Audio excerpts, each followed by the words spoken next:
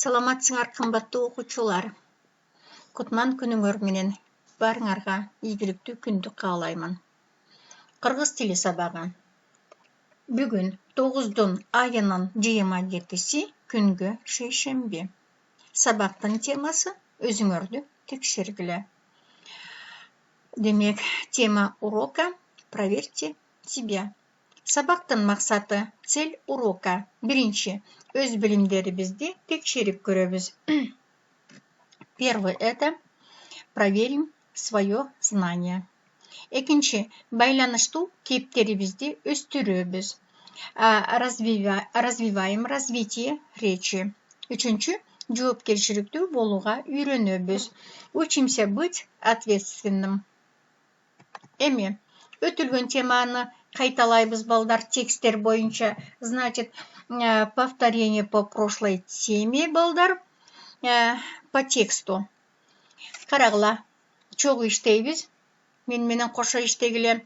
Эсиңерге салганга аракет кылгыла. Эмне биз өткөндө өткөнбүз. Первая тема это бул биринчи жаңгак болчу, экинчи тема бул курут болчу. Ошондойбу? Эмесе келгиле кайталоо жүргүзөлү, эсибизге салалы. Биринчи, жаңгак кайсы аймактарда өсөт? В каких регионах растет орех? Жаңгактын жалбырагынан, жыгачынан, мөмөсүнүн сырткы кабыгынан эмнелер алынат? Что получают из листья ореха, из древесины и из скорлупы? Десек болобу. Кийинки өтөлү. Жаңгактын мөмөсүнөн эмне алынат?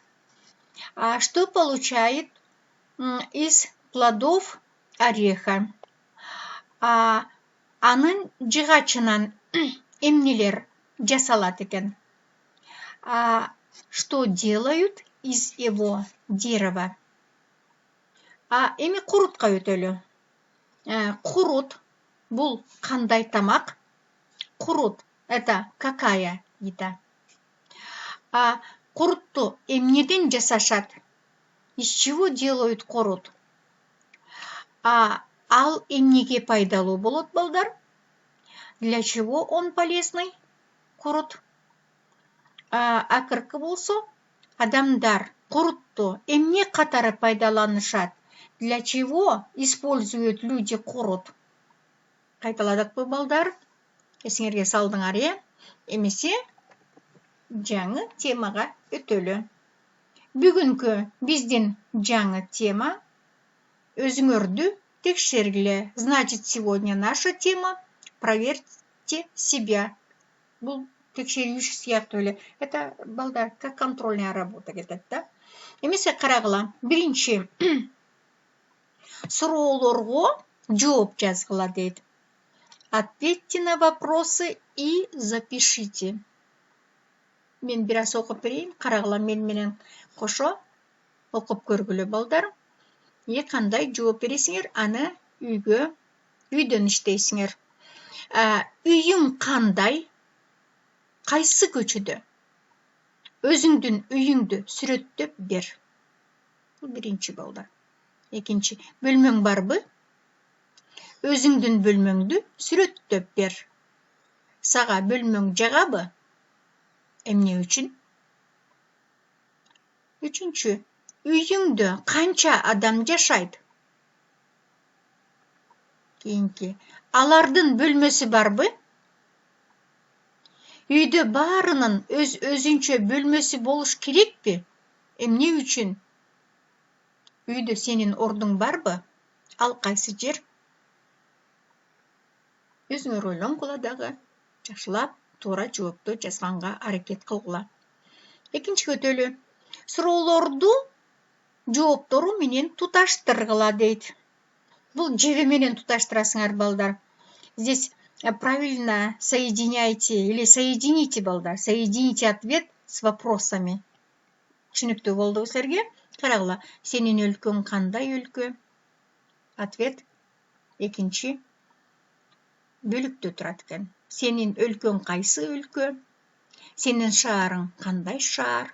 Сенин шаарың кайсы шаар? Стрелка каяка кетип атат? Менин шаарым Токмок шаары дейсиңер. Е? Senin көчөң қандай көчө? Senin көчөң қайсы көчө? Досуңдун үй бүлөсү қандай үй бүлө? Досуңдун бөлмөсү қайсы бөлмө? Силердин мектеп қайсы мектеп? Силердин мектеп қандай мектеп? Досуңдун бөлмөсү қандай бөлмө? Жооптордун бардыгы ответ эмне деген? Экинчи столбикте туруп атат. Жакшылап ойлонгула дагы карандаш менен сызып жебелер менен туташтыргыла. Соединяем балдар эмне менен? Стрелка менен. Түшүндүкпү балдар? Бул силерге балдар үй тапшырма болуп кетет. Жакшылап ойлонуп туруп иштейсиңер. Эмесе үйгө тапшырма алдык. Мына үйгө тапшырма жаңы темадагы материалдарды иштеп келүү. Мына болгон тапшырма ушул. Значит, орусча которгондо эмне деп? Допишите, балдар, новую тему до конца. Все.